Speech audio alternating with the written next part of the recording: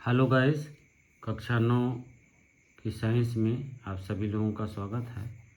आज हम कक्षा 9 साइंस का चौथा चैप्टर परमाणु की संरचना के बारे में बताएंगे। तो अध्याय नंबर 4 ये है। तो सबसे पहले हम परमाणु के बारे में बताएंगे कि परमाणु है क्या। इसके लिए हमने नोट्स तैयार कर लिया है जो आप लोगों के लिए बहुत लाभदायक होगा। तो इसको नोट्स आप लोग देखते जाएंगे और जो है हम आपको समझाते जाएंगे। तो सबसे पहले हम परमाणु की बात करते हैं। तो किसी तत्व का वह सूक्ष्मतम कण जो उसकी रासायनिक क्रिया में भाग लेता है उसे परमाणु कहते हैं। ऐसा सूक्ष्मतम कण जो उसकी रासायनिक अपक्रिया में भाग लेता है परमाणु कहलाते हैं। तो परमाणु के मूल कण क्या क्या होते हैं? परमाणु के मुख्यतया 3 मूल कण होते हैं, एक इलेक्ट्रॉन, प्रोटॉन तथा न्यूट्रॉन। सभी पदार्थों के मूल कण हैं। उनके प्रमुख लक्षण निम्नलिखित हैं। यानी मूल कण मुख्यतः 3 होते हैं। वैसे अभी तक तो बहुत सारे मूल कण ज्ञात हो चुके हैं, लेकिन 9th के कोर्स में मुख्यतः 3 कणों को पढ़ाया जाएगा, 3 कणों के बारे में। तो सबसे पहले हम जान लेते हैं इलेक्ट्रॉन क्या होता है। मूल कण इलेक्ट्रॉन होता है। इस पर इकाई ऋण आवेश होता है। इसका द्रव्यमान होता है 9.1 × 10⁻³ -28। ये सब ग्राम में होता है। इसका प्रतीक है E और इसका खोज जो किया था जे थॉमसन ने किया था। उसके बाद आता है प्रोटॉन। प्रोटॉन जो है धनावेशित कण है, +1 इकाई का धनावेश होता है। इसका द्रव्यमान होता है 1.6726 × 10⁻24। इसका प्रतीक P है। इसकी खोज रदरफोर्ड ने की थी। उसके बाद न्यूट्रॉन आता है। न्यूट्रॉन का आवेश जो होता है वो शून्य होता है, आवेश रहित होता है। इसका द्रव्यमान 1.6750 × 10⁻24 होता है। इसको N से प्रदर्शित करते हैं और इसकी खोज जेम्स चैडविक नामक वैज्ञानिक ने की थी। प्रोटॉन व न्यूट्रॉन के द्रव्यमान लगभग बराबर होते हैं तथा इलेक्ट्रॉन का द्रव्यमान प्रोटॉन तथा न्यूट्रॉन की तुलना में नगण्य होता है। तो आपका न्यूट्रॉन का द्रव्यमान थोड़ा सा अधिक होता है प्रोटॉन के द्रव्यमान की तुलना में, वैसे लगभग बराबर होते हैं। अब जब हम परमाणु की संरचना की बात करते हैं तो डाल्टन के परमाणु सिद्धांत की धारणा गलत होने के बाद ये तो पता लगा कि परमाणु इलेक्ट्रॉन, प्रोटॉन तथा न्यूट्रॉन से मिलकर बना है। परमाणु की संरचना क्या होती है? परमाणु की संरचना ये होती है कि परमाणु जो होता है उसके मुख्यतः 3 कण होते हैं। इस तरह से ये हम मान लेते हैं। तो नाभिक के अंदर जो होता है वो प्रोटॉन और न्यूट्रॉन रहता है और इलेक्ट्रॉन नाभिक के चारों ओर चक्कर लगाते रहते हैं। विभिन्न कक्षाओं में इलेक्ट्रॉन नाभिक के चारों ओर चक्कर लगाते रहते हैं। तो परमाणु की संरचना किस प्रकार होती है? डाल्टन के परमाणु सिद्धांत की धारणा गलत होने के बाद ये तो पता लग गया कि परमाणु इलेक्ट्रॉन, प्रोटॉन तथा न्यूट्रॉन से मिलकर बना होता है, परंतु ये जानना भी आवश्यक था कि ये कण परमाणु के अंदर किस तरह व्यवस्थित होते हैं। इसके लिए अनेक वैज्ञानिकों ने प्रयास किया तथा अपनी परिकल्पनाएं दी। यानी डाल्टन के परमाणु सिद्धांत के अनुसार डाल्टन के परमाणु की परिकल्पना फेल होने के पश्चात ये सिद्ध हो गया कि नाभिक के अंदर प्रोटॉन और न्यूट्रॉन होता है और इलेक्ट्रॉन नाभिक के चारों ओर चक्कर लगाता है। तो डाल्टन के परमाणु सिद्धांत की धारणा गलत होने के बाद ये तो पता हो गया कि नाभिक के अंदर प्रोटॉन और न्यूट्रॉन होता है तथा इलेक्ट्रॉन नाभिक के चारों ओर चक्कर लगाते रहते हैं। अब सबसे पहले इनकी परिकल्पनाओं को देखते हैं, कौन कौन सी परिकल्पनाएं की। तो सबसे पहले आता है डाल्टन मॉडल प्रस्तुत किया। जे थॉमसन ने परमाणु संरचना से संबंधित पहला मॉडल प्रस्तुत किया। पहले जे थॉमसन या जे थॉमसन कुछ भी कह सकते हैं। तो जे थॉमसन ने तरबूजा मॉडल पेश किया। इन्होंने कहा कि इस तरह से इन्होंने तरबूजा मॉडल पेश किया। जे थॉमसन ने इस तरह से इन्होंने तरबूजा मॉडल पेश किया और इसके बाद कहा कि जो बीज होता है तरबूजे के अंदर वो इलेक्ट्रॉन के रूप में होता है और जो गूदा होता है, लाल वाला हिस्सा होता है, वो प्रोटॉन के रूप में होता है। अर्थात उनके कहने का मतलब वो ये हुआ कि इलेक्ट्रॉन और प्रोटॉन जो है एक दूसरे में वितरित रहते हैं, समाहित रहते हैं, यानी इलेक्ट्रॉन प्रोटॉन में धंसा रहता है, यानी समान रूप से इलेक्ट्रॉन और प्रोटॉन वितरित रहते हैं। जे थॉमसन ने 1904 में परमाणु का प्रथम मॉडल प्रस्तुत किया। इसे थॉमसन का तरबूजा मॉडल भी कहते हैं। इसके अनुसार परमाणु इलेक्ट्रॉन तथा धन आवेशित द्रव से मिलकर बना है। परमाणु गोलाकार, अतिसूक्ष्म तथा विद्युतउदासीन कण है। परमाणु में धन आवेश द्वारा द्रव समान रूप में फैला होता है तथा इलेक्ट्रॉन धन आवेशित द्रव में इस प्रकार धंसे रहते हैं जैसे तरबूजे के अंदर बीज धंसे रहते हैं। हमने अभी समझा के बता दिया। ऋणात्मक तथा धनात्मक आवेश परिणाम में समान होते हैं तथा परमाणु विद्युत उदासीन होता है।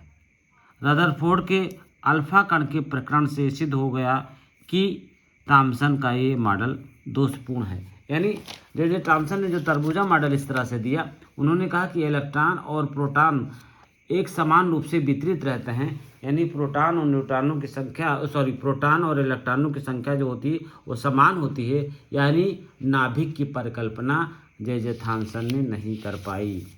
उसके बाद रदरफोर्ड ने अल्फा कण प्रकरण प्रयोग किया। रदरफोर्ड ने जब अपना अल्फा कण के प्रकरण का प्रयोग किया तो उसके आधार पर रदरफोर्ड ने ये निष्कर्ष किया। रदरफोर्ड ने क्या किया? रदरफोर्ड ने एक स्वर्ण पत्र ले लिया, स्वर्ण पत्र ले लिया या चांदी ले लिया, चांदी का पत्र ले लिया, किसी भी धातु का पत्र ले लिया। एक स्वर्ण पत्र पर उन्होंने अल्फा कण की बौछार कराई। जब स्वर्ण पत्र पर अल्फा कण की बौछार कराई तो रदरफोर्ड ये देखते हैं कि कुछ अल्फा कण एकदम से वापस आ गए, उसी दिशा में वापस आ गए, जिस दिशा में गए थे उसी दिशा में अल्फा कण ये वापस आ गए। इस तरह से गया अल्फा कण और उसके बाद इस तरह से वापस आ गया। कुछ अल्फा कण ज़्यादा कोण बनाते हुए मुड़ गए, कुछ अल्फा कण कम कोण बनाते हुए मुड़ गए, कुछ अल्फा कण सीधे निकल गए। तो इसी के आधार पर जे रदरफोर्ड ने निम्न निष्कर्ष निकाला। ई रदरफोर्ड ने सन 1911 में सोना, चांदी आदि धातुओं की पतली चादर पर अल्फा कणों की बमबारी की। उपरोक्त प्रयोग में ये पाया गया कि अधिकांश अल्फा कणों के मार्ग में धातु की पन्नी में से निकलते समय अपने मार्ग से विचलित हो जाते हैं। हमने दिखा गया मार्ग से विचलित होता दिखा दिया।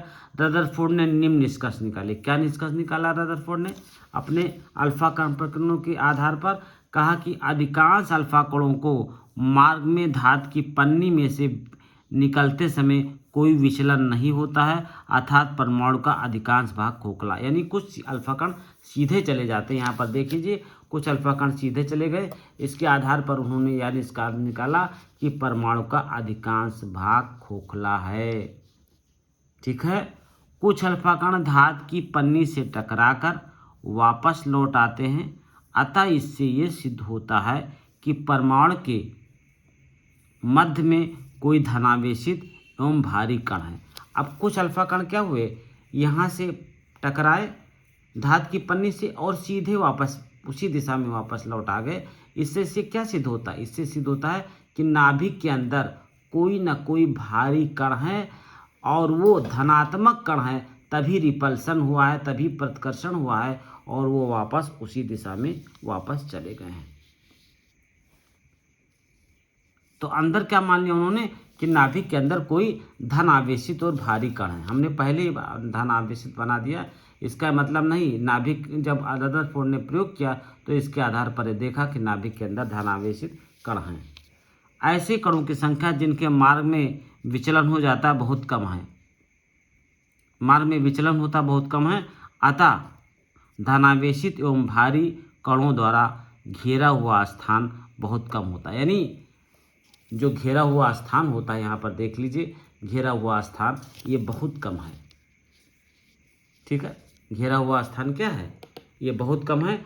ऐसे कणों की संख्या जिनके मार्ग में विचलन हो जाता है बहुत कम है, अतः धनावेशित एवं भारी कण द्वारा घेरा हुआ स्थान बहुत छोटा होता है। यानी केंद्रक में, नाभिक के केंद्र में वो उपस्थित रहते हैं।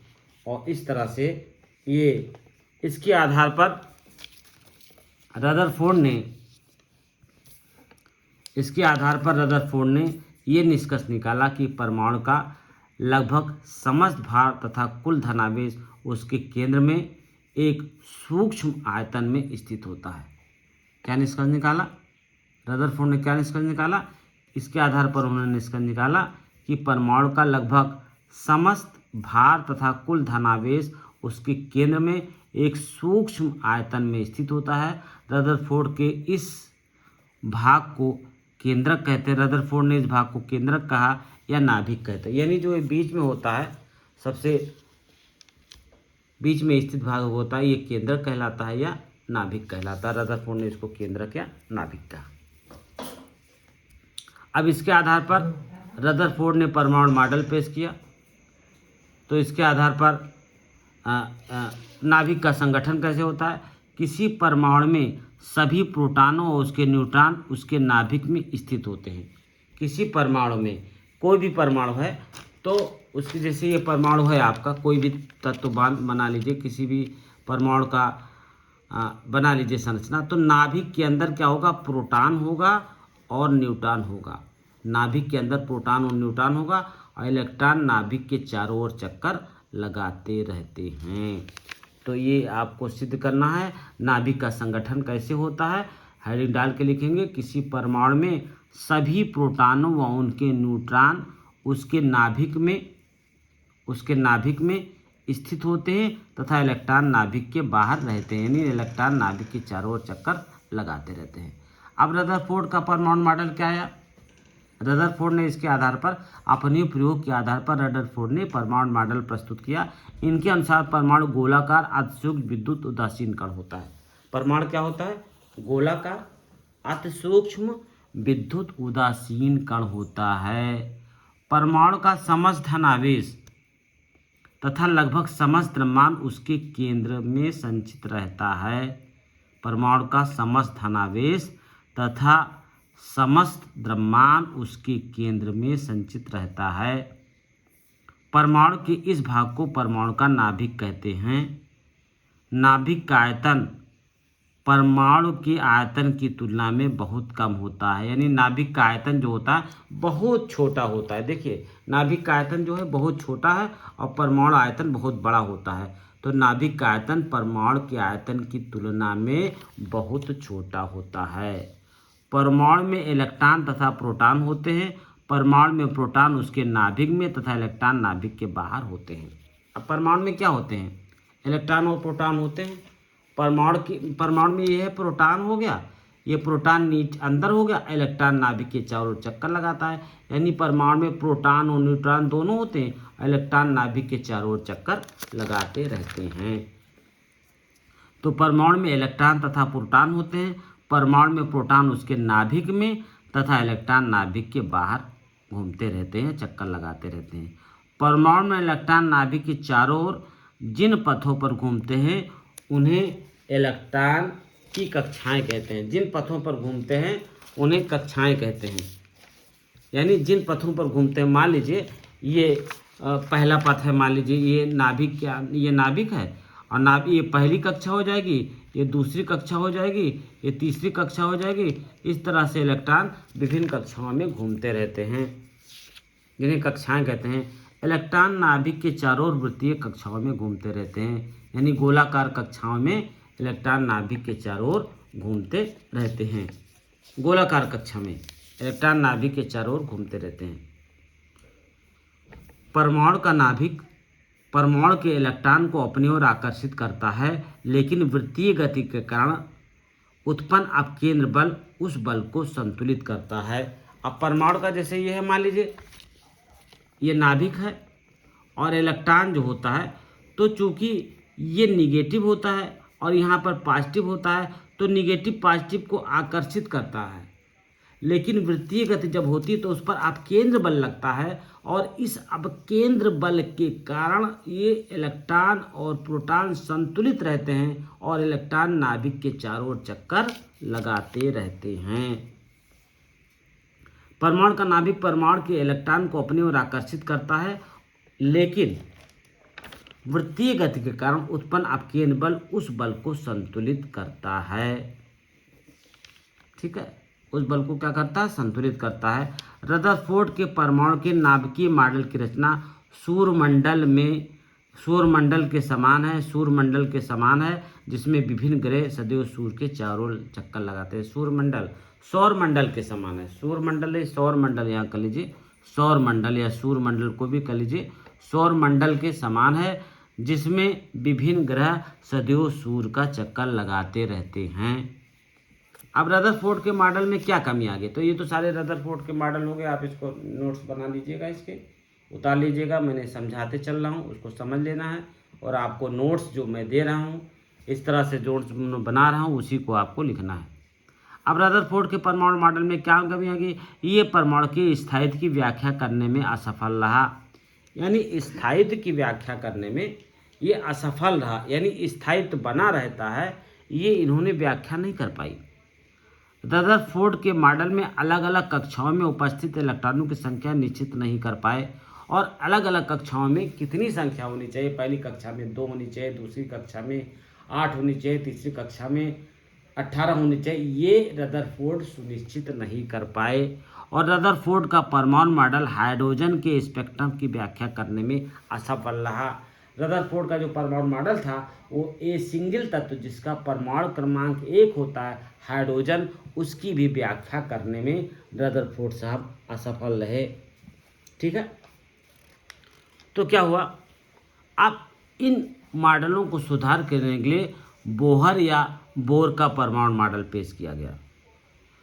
तो बोहर साहब या बोर कहते हैं कि परमाणु के नाभिक के चारों ओर अनेक वृत्तीय कक्षाएं संभव हैं। अब उन्होंने एक कक्षा ना कहा, उन्होंने कहा कि अनेक वृत्तीय कक्षाएं संभव हैं। इलेक्ट्रॉन केवल कुछ निश्चित कक्षाओं में घूमते हैं। इन निश्चित कक्षाओं को विविक्त कक्षा कहते हैं। यानी बोर के परमाणु के अनुसार क्या होगा? परमाणु के नाभिक के चारों ओर अनेक वृत्तीय कक्षाएं संभव हैं। इलेक्ट्रॉन केवल कुछ निश्चित कक्षाओं में घूमते हैं। इन निश्चित कक्षाओं को विविक्त कक्षाएं कहते हैं। यानी सारी कक्षाओं में नहीं घूमते हैं, बल्कि कुछ निश्चित कक्षाओं में घूमते हैं, जिन्हें विविक्त कक्षाएं कहते हैं। और किसी एक निश्चित कक्षा में घूमते वाले इलेक्ट्रॉनों की मात्रा ऊर्जाएं समान होती हैं, और एक ही कक्षा में जब घूमता है तो उनके इलेक्ट्रॉनों की ऊर्जाएं समान होती हैं। जैसे मान लीजिए ये कक्षा ये हो गई, एक कक्षा ये हो गई, और एक कक्षा ये हो गई, और एक कक्षा हो गई ये।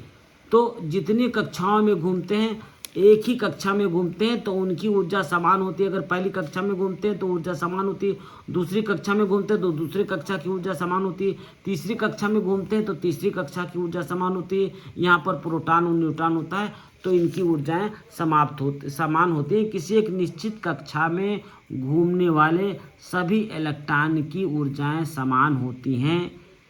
अगला पॉइंट है, इलेक्ट्रॉन स्थायी कक्षाओं में घूमते हुए ऊर्जा का उत्सर्जन नहीं करते।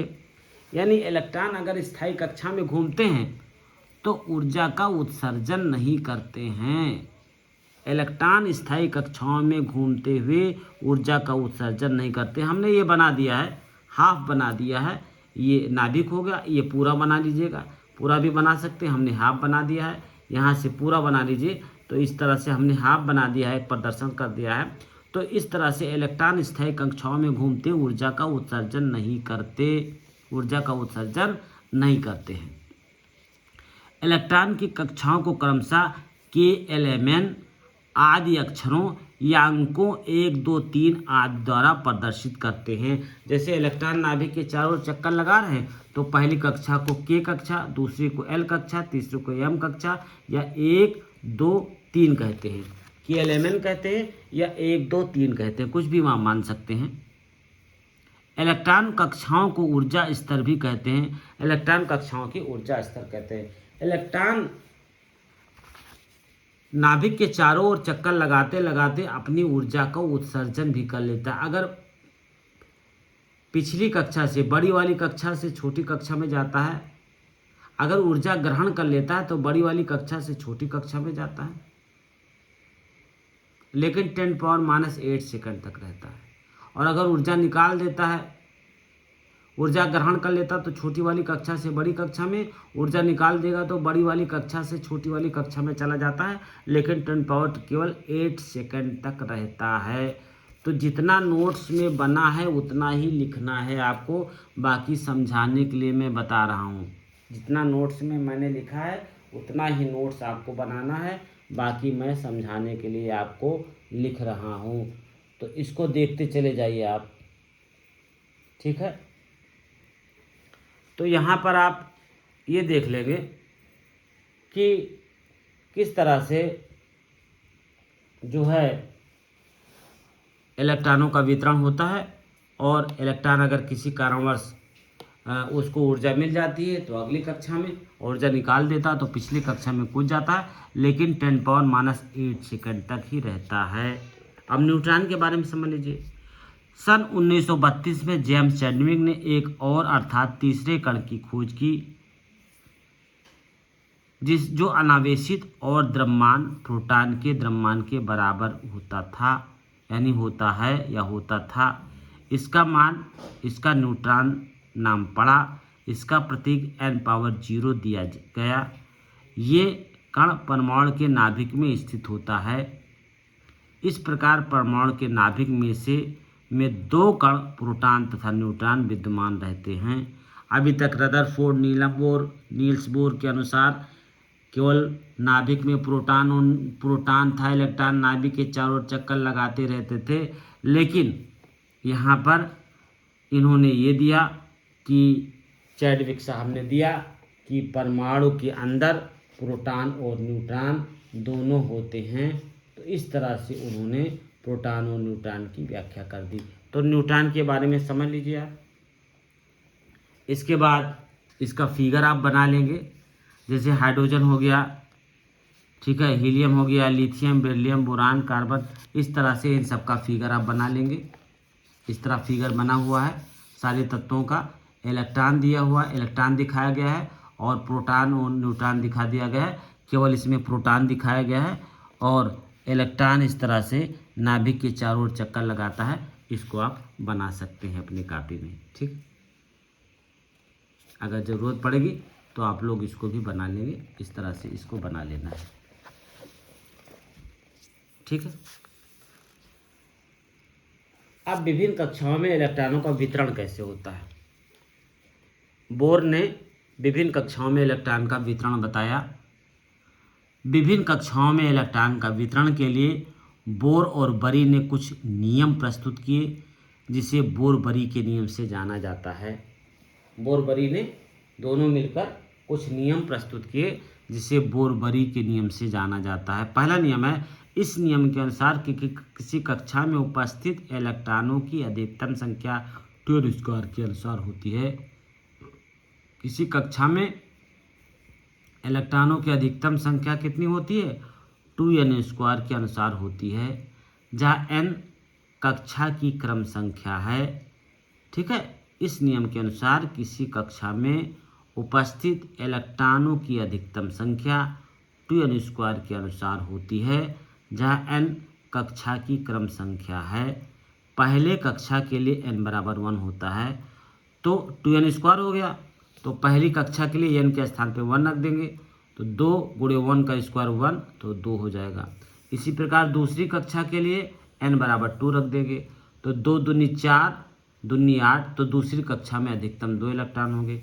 तीसरी कक्षा के लिए 2n⁻3 हो जाएगा, 2n। इसी प्रकार तीसरी कक्षा के लिए इलेक्ट्रॉनों की अधिकतम संख्या कितनी हो जाएगी? 2n⁻3 हो जाएगा। 2n यानी 2 और 3⁻2, तो 3 त्रिका 9, 9 दूनी 18, तो तीसरी कक्षा में 18 इलेक्ट्रॉन। चौथी कक्षा में इलेक्ट्रॉनों की संख्या 2 गुणे 4⁻2, 4⁻2 16, दूना 32, तो पहली कक्षा में 2 इलेक्ट्रॉन, दूसरी में 8 इलेक्ट्रॉन, तीसरी में 18 इलेक्ट्रॉन, और चौथे में 32 इलेक्ट्रॉन होंगे। तो विभिन्न कक्षाओं में इलेक्ट्रॉनों का वितरण किस प्रकार होगा ये हमने बता दिया आप लोगों को। तो वितरण जो है किस प्रकार से होता है इलेक्ट्रॉनों का ये मैंने आपको समझा दिया है। पहली कक्षा में कितना इलेक्ट्रॉन होंगे, 2 इलेक्ट्रॉन, दूसरे में 8 इलेक्ट्रॉन, तीसरी में 18 इलेक्ट्रॉन और चौथी कक्षा में 32 इलेक्ट्रॉन होंगे। अब फिर भी इस नियम को फॉलो करने के बाद कुछ और नियम आता है। ये कहते हैं कि सबसे बाहर की कक्षा में इलेक्ट्रॉनों की अधिकतम संख्या 8 तथा उसके पहली वाली कक्षा में इलेक्ट्रॉनों की अधिकतम संख्या 18 से अधिक नहीं हो सकती। अब फिर क्या कहते हैं रदरफोर्ड, ये नील्स बोर और बरी क्या कहते हैं कि सबसे पिछली कक्षा में 8 और उसके पहली वाली कक्षा में 18 इलेक्ट्रॉन से अधिक इलेक्ट्रॉन नहीं हो सकते। ये दूसरा नियम है। तो सारे नियमों को फॉलो करने के पश्चात हम इलेक्ट्रॉनों का वितरण दिखाएंगे। अब कहता है सबसे बाहर की कक्षा में इलेक्ट्रॉनों की अधिकतम संख्या 8 तथा उसके पहले वाली कक्षा में इलेक्ट्रॉनों की अधिकतम संख्या 18 से अधिक नहीं हो सकती। बात समझ में आ रही है? सबसे बाहर की कक्षा में 2 से अधिक इलेक्ट्रॉन तभी हो सकते हैं जब उसका पिछला कोष भरा हो। यानी सबसे बाहर की कक्षा में 2 इलेक्ट्रॉन से अधिक इलेक्ट्रॉन तभी होंगे जब उसका पीछे वाला कोष भरा हो। यानी पहला नियम है कि 2n² के अनुसार होता है। दूसरा नियम है कि अंतिम कक्षा में 8 और उसके बाद वाली कक्षा में 18 से अधिक इलेक्ट्रॉन किसी भी कीमत पर नहीं हो सकते। और अंतिम कक्षा में 2 इलेक्ट्रॉन से अधिक इलेक्ट्रॉन तभी होंगे जब उसका पिछले वाला कक्षा भरा हो। तो देखिए टाइटेनियम में 22 है इसका परमाणु क्रमांक और परमाणु भार हो गया 48। तो प्रोटॉन की संख्या भी आप समझ लीजिए इसमें 22 हो गया। अब इलेक्ट्रॉन भी होगा 22। तो पहली कक्षा में 2 इलेक्ट्रॉन, दूसरी में 8 इलेक्ट्रॉन, तीसरी में 10 इलेक्ट्रॉन, चौथी में 2 इलेक्ट्रॉन।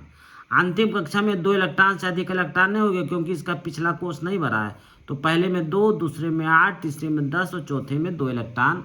इस तरह से आप दिखाएंगे। ठीक है, इस तरह से हमने टाइटेनियम का एक दिखा दिया है। तो टाइटेनियम का आप देख लेंगे कि किस तरह से इलेक्ट्रॉनों का वितरण आपको दिखाया गया है। उसके बाद आ जाती है संयोजकता। किसी तत्व की संयोजकता उसकी रासायनिक संयोग करने की क्षमता अर्थात संयोजन क्षमता को प्रदर्शित करती है। किसी तत्व की संयोजकता क्या होती है? वो किस तरह से रासायनिक संयोग करेगा उसकी क्षमता को प्रदर्शित करती है। अब संयोजकता का इलेक्ट्रॉनिक सिद्धांत क्या है देख लीजिए। किसी तत्व की संयोजकता क्षमता उसके परमाणु के वाहतम कोष में उपस्थित इलेक्ट्रॉनों की संख्या पर निर्भर करती है। वाहतम कोष में कितने इलेक्ट्रॉन हैं उसके आधार पर, उसकी संयोजकता के आधार पर नहीं, बात किसी तत्व की संयोजन क्षमता उसके परमाणु के वाहतम कोष में उपस्थित इलेक्ट्रॉनों की संख्या पर निर्भर करती है। ठीक है, पहला नियम तो ये हो गया। और दूसरा नियम आ जाइए। सभी तत्वों के परमाणु की प्रवृत्ति ये होती है कि वे निकटतम उत्कृष्ट गैसों की स्थायी इलेक्ट्रॉनिक संरचना प्राप्त कर लें। अब देखिए जब आप देखते हैं जैसे हमने जब बनाया था helium, neon, argon, krypton, ज़ेनान, radon, यानी बनाया था हमने हीलियम, न्यूऑन, आर्गन, क्रिप्टन, ज़ेनान और रेडान। इसका हमने बना दिया था 2, 10, 18, 36, 54 और 86 का।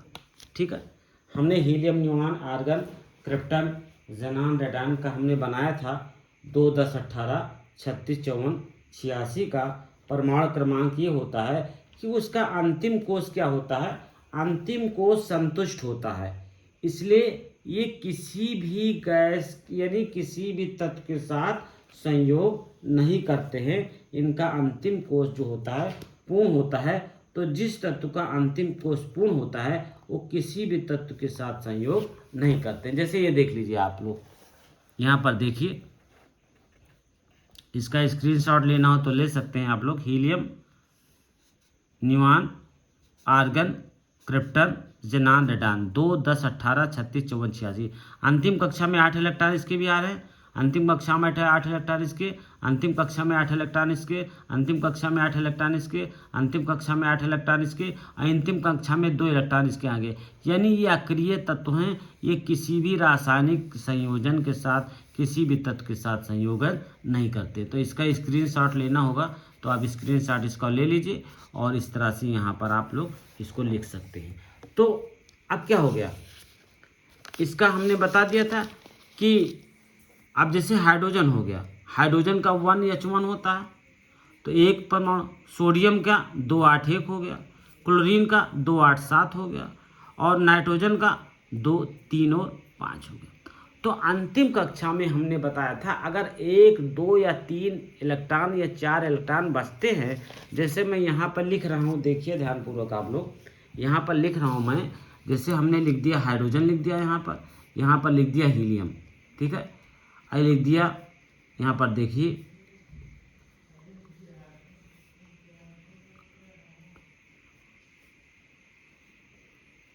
यहाँ पर देख लीजिए, यहाँ पर 1 है, यहाँ पर 1 है, यहाँ पर 3 है, 4, 5, 6, 7, 8, 9, 10, ठीक है। अब यहाँ पर देखिए, अंतिम कक्षा में इसके भी 1 इलेक्ट्रॉन, इसके भी 1 इलेक्ट्रॉन, अंतिम कक्षा में 2 इलेक्ट्रॉन, इसकी संयोजकता 2, इसकी संयोजकता 3, इसकी संयोजकता 4। तो जिसके अंतिम कक्षा में 1, 2, 3, 4 इलेक्ट्रॉन बचता है वो उसकी संयोजकता हो जाती है। अगर अंतिम कक्षा में 4 इलेक्ट्रॉन से ज़्यादा बच जाता है तो उसकी संयोजकता -8 प्लस, जैसे इसकी संयोजकता, जिसकी ऑक्सीजन की कितनी हो गई, 8 हो गई ना, यहाँ पर ऑक्सीजन की अंतिम कक्षा में क्या इलेक्ट्रॉन हो गया, 6 इलेक्ट्रॉन हो गया, 6 इलेक्ट्रॉन हो गया, तो -8 +6 बराबर -2 इसकी संयोजकता हो जाएगी। तो इस तरह से 1 से 4 तक वही संयोजकता हो जाएगी। फिर इधर जो होता है, ये जो जीरो ग्रुप का एलिमेंट होता है, इसकी संयोजकता 0 हो जाएगी, इसकी -1, इसकी -2, इसकी -3। तो इस तरह से हम इसको बना लेते हैं। तो इसकी संयोजकता को हम इस तरह से याद कर लेते हैं, जैसे सोडियम की संयोजकता, हाइड्रोजन की संयोजकता 1 हो गई, सोडियम की संयोजकता 1 हो गई, क्लोरीन की संयोजकता 1 हुई लेकिन -1 मानी जाएगी, और इसी तरह से नाइट्रोजन की संयोजकता 3 हो जाएगी, ठीक है। अब आइए परमाणु संख्या या परमाणु क्रमांक। किसी तत्व के परमाणु के नाभिक में उपस्थित प्रोटॉनों की संख्या को उस तत्व का परमाणु क्रमांक कहते हैं। प्रोटॉनों की संख्या को, नाभिक में जितना प्रोटॉन होगा, किसी तत्व के नाभिक में उपस्थित प्रोटॉनों की संख्या को उसका परमाणु क्रमांक कहते हैं, ठीक है, या द्रव्यमान संख्या कहते हैं। इसे जेड से प्रदर्शित करते हैं, यानी परमाणु क्रमांक बराबर होता है नाभिक में उपस्थित प्रोटॉनों की संख्या या कक्षाओं में उपस्थित इलेक्ट्रॉनों की संख्या, यानी जेड बराबर होता है पी बराबर होता है ई, यानी जेड बराबर पी, यानी परमाणु क्रमांक बराबर होगा प्रोटॉन की संख्या और परमाणु क्रमांक बराबर होगा इलेक्ट्रॉन की संख्या। लेकिन अगर वो इलेक्ट्रॉन जो तत्व लिखा है वो पॉजिटिव निगेटिव के रूप में लिखा है तो इलेक्ट्रॉन की संख्या के बराबर नहीं होगा। अगर सोडियम प्लस लिखा है तो इलेक्ट्रॉन की संख्या वहाँ 10 हो जाएगी, और क्लोरीन माइनस लिखा है तो इलेक्ट्रॉन की संख्या जो हो जाएगी वो 18 हो जाएगी, ठीक है। तो इस तरह से हम यहाँ पर देख लेते हैं। और उसके बाद आता है परमाणु भार या द्रव्यमान संख्या। किसी तत्व के परमाणु के नाभिक में उपस्थित प्रोटॉनों न्यूट्रॉनों की कुल संख्या को उस तत्व का द्रव्यमान संख्या। किसी तत्व के परमाणु के नाभिक में उपस्थित प्रोटॉनों और न्यूट्रॉनों की कुल संख्या को उस तत्व का द्रव्यमान संख्या कहते हैं। इसे W या A से प्रदर्शित करते हैं। तो A बराबर होता है P+N, या W बराबर होता है इसको P+N लिखते हैं, यानी W बराबर P+N, यानी W बराबर प्रोटॉन की संख्या प्लस न्यूट्रॉन की संख्या। तो नाभिक में जो प्रोटॉन और न्यूट्रॉन होता है उसको हम W से प्रदर्शित करते हैं। इसमें प्रोटॉन और न्यूट्रॉन होता है, तो नाभिक में उपस्थित प्रोटॉन न्यूट्रॉन की संख्या को परमाणु भार कहते हैं। तो इस तरह से इसका चैप्टर समाप्त हुआ। ये चैप्टर समाप्त हुआ। हमने जितने नोट्स बनाए हैं वो बहुत सटीक नोट्स हैं। अगर आपको फास्ट लिखते हैं तो इसी तरह से लिख लीजिएगा, अगर स्लो लिखते हैं तो आप जाके उसकी स्पीड को कम कर लीजिएगा और नोट्स इसके ढंग से बना लीजिएगा। इसके नोट्स बना लीजिएगा और इसका जो अगला पार्ट होगा, इसी का कुछ पार्ट बचे हुए हैं, वैसे जो पार्ट बचा हुआ समस्थानिक वो संभारिक वो इस साल कोर्स में नहीं है, तो हम इसके कुछ सवाल और कुछ एक्सरसाइज हम अगले पार्ट में कराएंगे और इसका पूरा चैप्टर समाप्त होता है। अगले पार्ट में हम कुछ सवाल कराएंगे और कुछ और बातें बताएंगे आपको।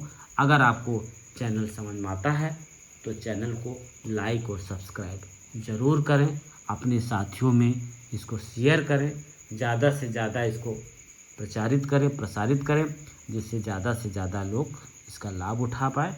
और आप इसको सब्सक्राइब करें, बेल आइकन को ज़रूर दबाएं। जैसे आप बेल आइकन को दबाएंगे मैं वीडियो बनाऊंगा, आपके पास तुरंत इसका नोटिफिकेशन पहुंच जाएगा। आपको किसी की ज़रूरत नहीं लगेगी कोई वीडियो हमको भेजे और मैं अपना नोट्स बनाऊं। तो इस तरह से ये चैप्टर समाप्त होता है। अगर कुछ नहीं समझ में आता है तो हमें कमेंट्स बॉक्स में जाइए, कमेंट्स कीजिए, मैं उसका समाधान ज़रूर करूँगा। धन्यवाद।